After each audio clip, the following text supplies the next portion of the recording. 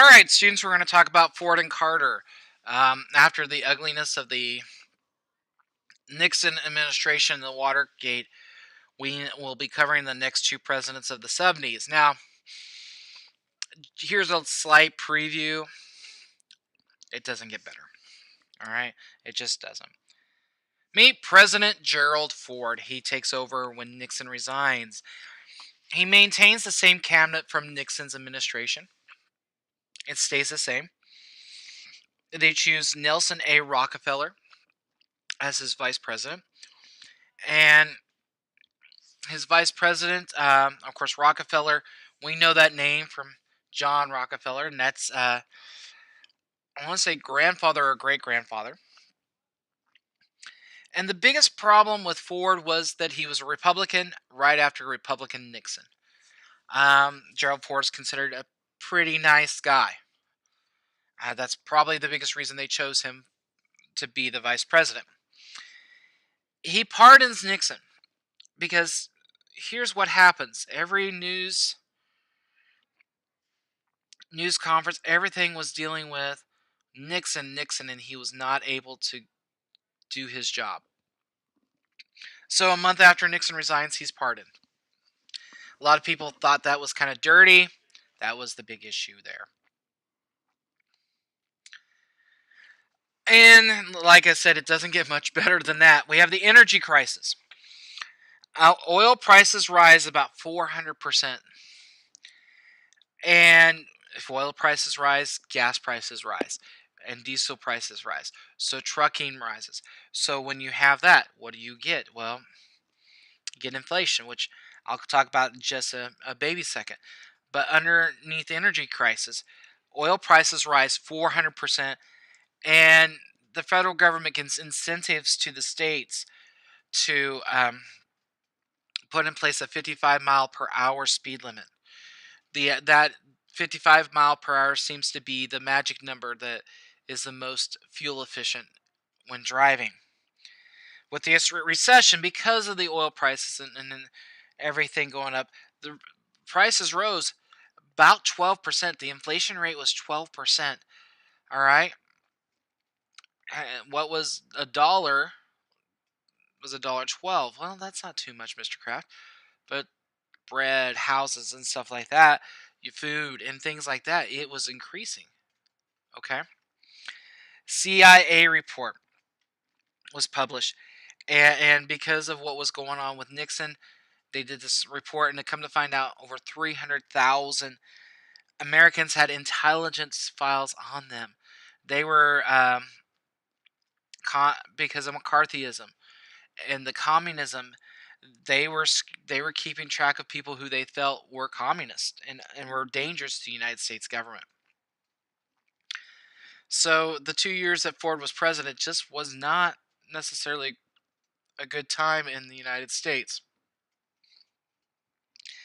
Ford had some foreign policy issue. I mean, this is some of the foreign policy that happens after Nixon resigns. Ford meets with Brezhnev in 1974, and the SALT II talks continue. This is a strategic arms limitation talks. They're limiting the number of military that you can have and you can test for. In 1975, we have the Helsinki Accords.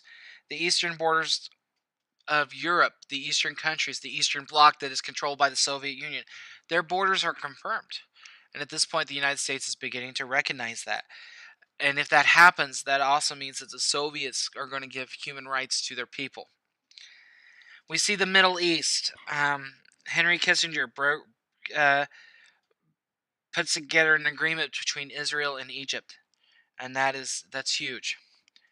The Maya Goez it was a merchant ship captured by the Cambodia forces, and Ford sends in troops, and 80 Marines are killed, and the crews are released.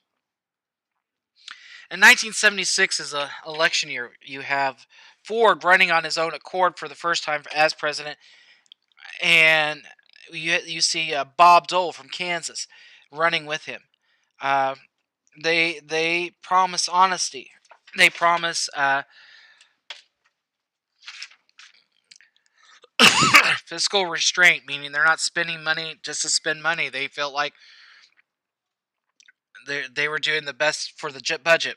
Jimmy Carter promises morality, and which is welcoming ears to those who are sick of what happened a couple years ago in Watergate.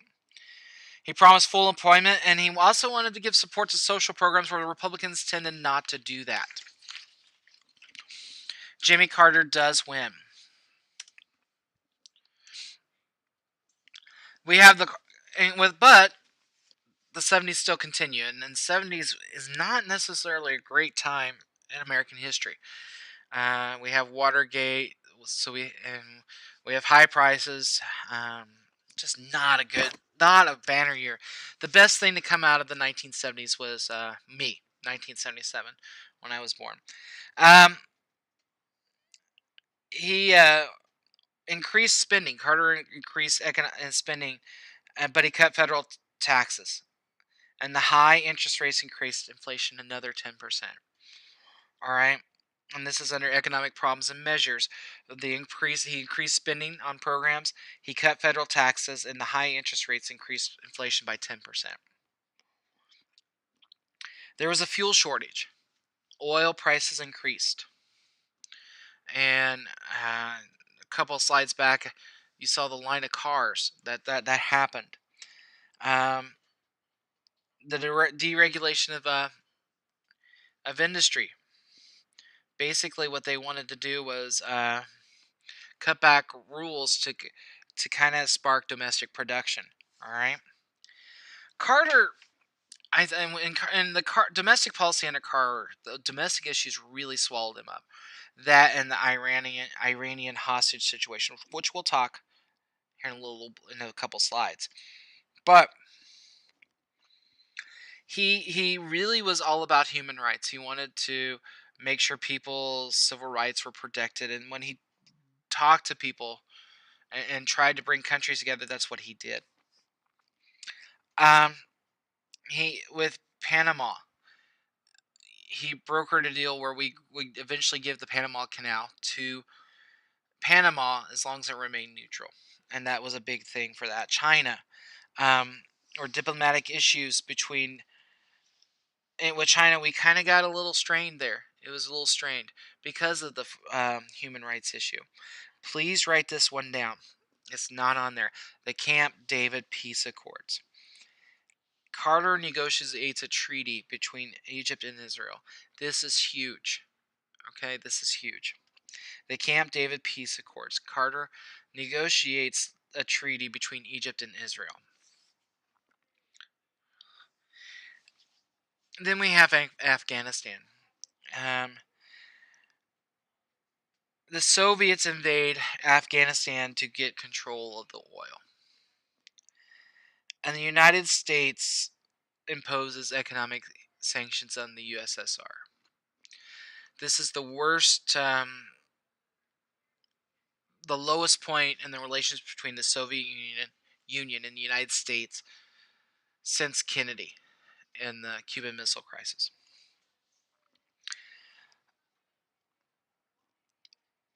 When we just talked a few minutes ago with Ford trying to work on SALT 2, the strategic arms limitation talks, because of this, the United States and Soviet Union do not meet again for SALT 2. In 1980, in New York State, the United States hosted the Olympics Games. And the United States had a hockey team consisting of college players. Other countries used professional players, but we were still using college players. And the Olympics tended to be a battleground during the Cold War. It was a safe place to compete and say we are better than you because of our athletes. So there was a semifinal game in 1980, and the United States and Soviets play. And the U.S. is the underdogs. They're a bunch of college kids playing against seasoned veterans. It would be the equivalent of Missouri Southern's basketball team playing against the NBA All-Stars. And they play, and it's a tough game. And the United States wins it, and it's called the Miracle on Ice game. Al Michaels, and yes, the Al Michaels of Sunday Night Football says, "Do you believe in miracles? Do you believe in miracles?" Well, they it's called the Miracle on Ice game. Um, Later on, Carter does not allow the athletes to participate in the 1980 Summer Olympics in the Soviet Union, and that really just increases the wedge between the United States and Soviets. Probably the lowest point of the of Carter's administration is the Iranian hostage situation. A couple weeks ago, I talked to you about Operation Ajax. And Operation Ajax was when Eisenhower sent in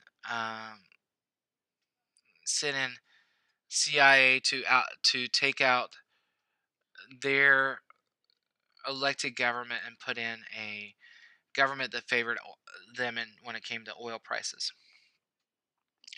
And the person they put in, the United States put in, was the Shah.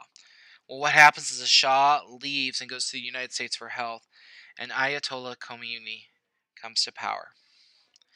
Under Khomeini, students attack the embassy and take 50 to 60 hostages. They attack the United States embassy and take 50 to 60 hostages. U.S. gives economic sanctions, and the UN condemns the action. Carter does send in troops to rescue them, but it is an epic fail. Eventually, Carter tries to get them out, and he can't. And the day that the Reagan is elected, the Iranian hostages are released. We walk away from Carter. Carter had a few high points and a few low points. But as we close the 70s, it's just a really rough time in American history.